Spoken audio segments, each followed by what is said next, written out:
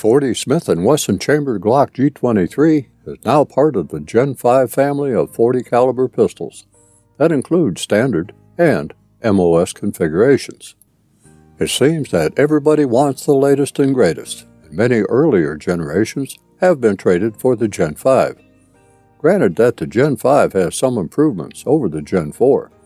The latest Gen 5 technologies include a flared magwell, enhanced Glock marksman barrel, or GMB, for increased accuracy, an ambidextrous slide-stop lever, no finger grooves on the grip, and a coil spring for the takedown assembly. But there is absolutely nothing wrong with the Gen 4 version, especially when a used G23 can be found in excellent condition for a good price. Stay tuned, because I am going to tell you all about one.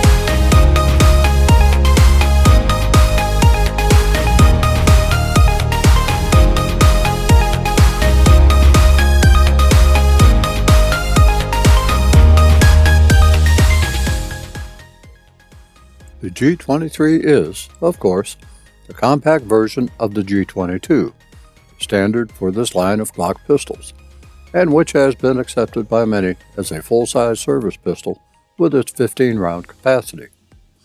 The G23, although the standard capacity is 13 rounds, will accept G22 magazines without issue. Comparable in size to the G19 9mm, the G23 steps it up a bit with the chambering of the 40 Smith & Wesson cartridge, or as I call it, the 10mm short. This one was found used in excellent but not perfect condition, needed a thorough cleaning, and the disconnector had to be replaced before it could be considered serviceable.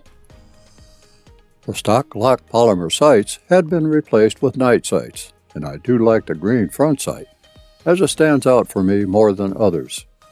That said, all indications point to a law enforcement G23 Gen 4 version over the standard G23, according to the Glock website, with the predominant indicator being the grip texture. The slide width is a hair wider than the G19, with a 1.08-inch width as compared to a 1.0-inch width. The height is 5.51 inches with a standard magazine, and is about 1/2 inch taller than a G19, with a grip giving me a tad more space for the support fingers to grab. G19 grip was just a bit too short for my liking, and I favor the grip of the G23 more. This version of the G23 has replaceable grip adapters, and the thickest of the two with beaver tail was installed, which pleases my hand immensely. This version does not have the flare at the bottom of the grip, as does the Gen 5, but I have never given that flare much thought in the first place. The overall width of the G23 is the same as the G19, making the grip feel right at home in the hand. As far as the left side only slide lock, I have no qualms with it being left side only, as I am familiar with such. The grip texture is much better than the non-law enforcement version, and that is welcomed, as is the larger magazine catch and release button over the small rectangular version. The magazine catch and release button can be transferred to the right side for those who prefer such placement. The trigger is standard Glock with a pull weight of 28 newtons versus 26 newtons of the Gen 5 version. But newtons mean nothing to me, unless we are talking about Vig newtons accompanied by a glass of milk for full enjoyment. Since this G23 was used, I expected a lower than advertised trigger pull weight, and I was right.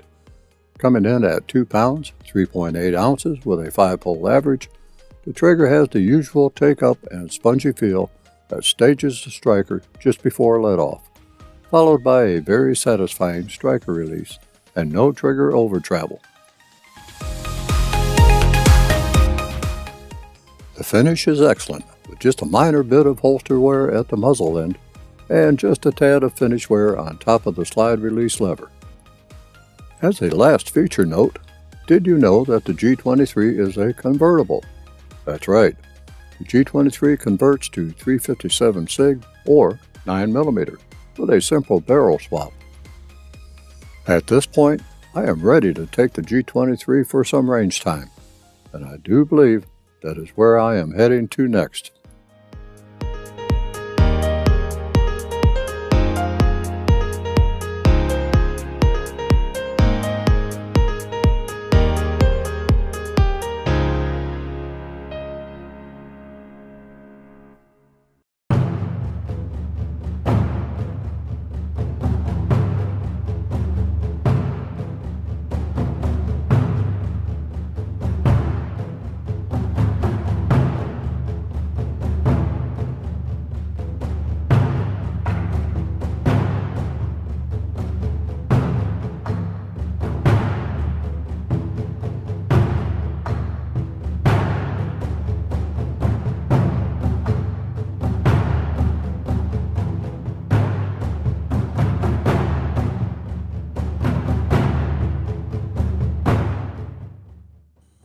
At the range would be a good place to talk about recoil.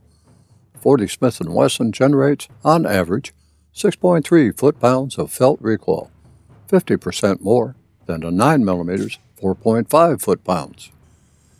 By comparison, that is all not that high when compared with other cartridges, like the 357 Magnum, that will impart about 9 pounds of slam into the hand, which is double that of the 9mm. While recoil is not a deal breaker to me, you should be aware that a 40 Smith & Wesson will recoil more than a 9mm, all things being equal. As Glock puts it, the G23 GEN4 puts controllable power into an ideally sized package. Controllable power, such an interesting term. I believe it is more who controls the power that makes it controllable. After all, many agencies return to the 9mm because some officers and agents could not control the power generated by the 40 Smith & Wesson, and who were far more satisfied with shooting the 9mm. Granted that the 40 Smith & Wesson is snappier on recoil than the 9mm, regardless of the bullet weight. But snappy is subjective to the beholder, the person who be holding the pistol. To me, the snappiness of the 40 Smith & Wesson feels better to me than the mild snappy of the 9mm. Because I feel that I am working with something that is more powerful than a 9mm without the abuse of a larger caliber fired in the same size pistol, like the 45 ACP fired through a G30 or a lightweight 1911. As I get older, I am becoming more sensitive to these types of things. Now, I am far from being a ballistics expert, but I do know what I feel when putting rounds through a firearm. 40 Smith & Wesson round just feels good to me. With that said, the 40 Smith & Wesson cartridge enjoyed 2.5 decades of field use, developing a nice little following in the process. In 2014, however, the FBI announced that they were returning to the 9mm, thanks to better technology and ballistics. The 40 Smith & Wesson is a powerful cartridge that offers deep penetration and good expansion. The downside is that the cartridge does pack recoil that can affect how quickly follow-up shots can be taken. While not separated by a world of difference, The 9mm and 40 Smith & Wesson have their respective strengths and weaknesses, which makes them advantageous for different scenarios. The 9mm offers lighter recoil, a higher capacity magazine, a lower cost per round, and with reasonable threat-stopping capability. A 40 Smith & Wesson gives you more power up front and more threat-stopping capability, but at the cost of capacity. I am, however, willing to give up a round or two if the cartridge does its job well in stopping a threat. And to add yet another perspective to things, I would rather fire a 40 Smith & Wesson out of the G23 than I would firing 10mm out of a G29. If I need a 10mm Glock, it would be a G20 or G40, both of which are too big to carry concealed on a daily basis, and are better suited to environments where very large furry animals want to eat you for lunch. I believe the G23 to be ideal when I am out and about among the English, and not doing stupid things with stupid people at stupid places.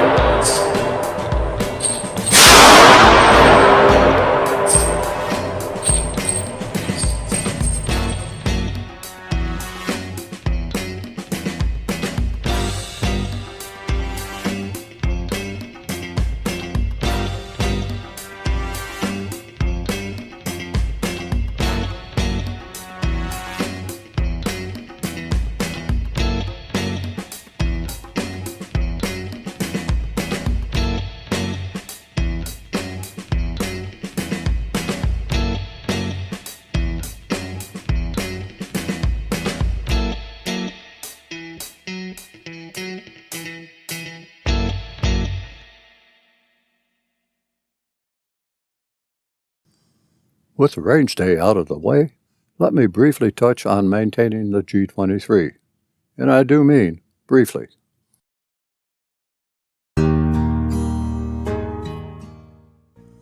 There is no need to go into a full maintenance montage, as disassembly of a Glock is well documented and for the most part well known. If you own a Glock, refer to the manual for general and specific maintenance operations. If you don't own a Glock, but are curious, I invite you to go to the Glock downloadable materials site, where you can view and download a plethora of publications. Now, let me talk about carrying and concealing the G23.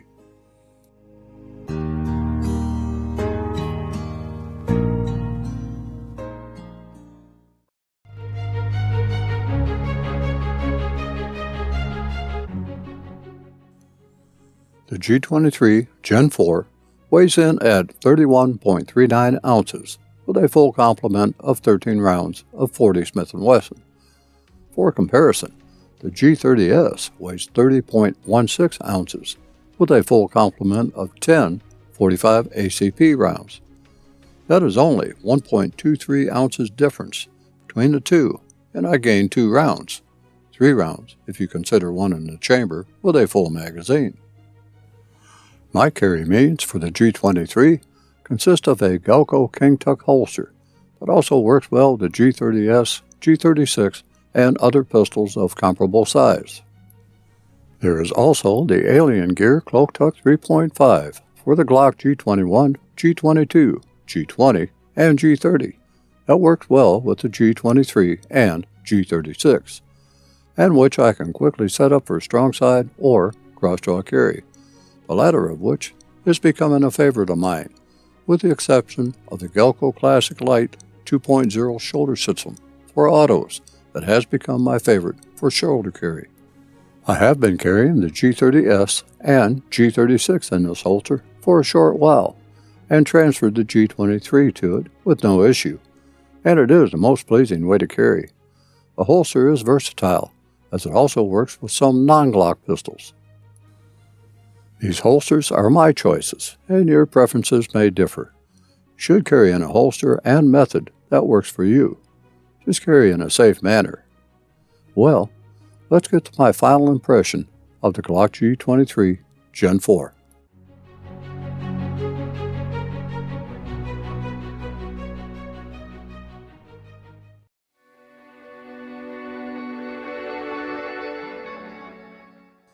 Springfield Armory XDM and Glock G22 provided me with an insight to the 40 Smith & Wesson, but both of these pistols are cumbersome to conceal. The G23, being the size of the G19 and 9mm, offers me a chance to conceal and, God forbid, use it for defensive purposes.